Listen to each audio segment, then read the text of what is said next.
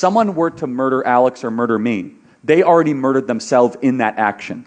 They already bestowed the punishment upon themselves. We are simply completing the task.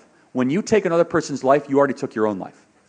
I have concerns over things like the death penalty. Is it? It's one of the 10 Commandments. You said no murder. So, is it somehow justified because they're such a horrible criminal, or are they eliminating or changing the trajectory of God's plan for what it was supposed to be because they murdered somebody, and they didn't go when God was ready for them? Great question. So I get this question a lot.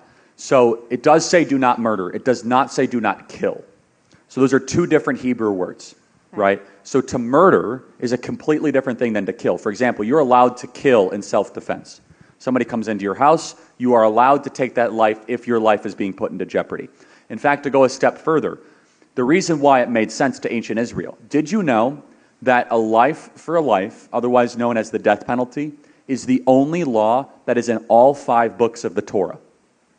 It's the only law. Not even the Sabbath is in all 5 books of the Torah. Now, the Sabbath exists in Genesis, but it's not in all 5 books. So this idea of taking a life if you take a life, what is it rooted in? Why does it matter? Well, first of all, God is communicating to us the first thing. Taking human life is a major deal. That's God's first moral teaching in the Torah, that it's not to be trivialized. Let me give you another example.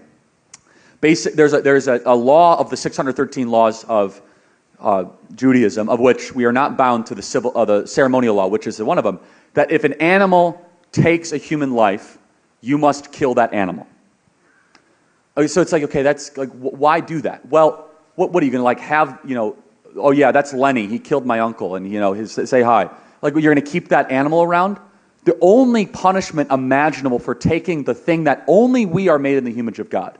So if you take another image bearer's life, what could possibly be a just punishment for that? Well, according to the economy of God, it's that your life must also be taken. And according to scriptural theology, we are not taking that person's life. When you take another person's life, you already took your own life. I want you to think about that. If someone were to murder Alex or murder me, they already murdered themselves in that action. They already bestowed the punishment upon themselves. We are simply completing the task.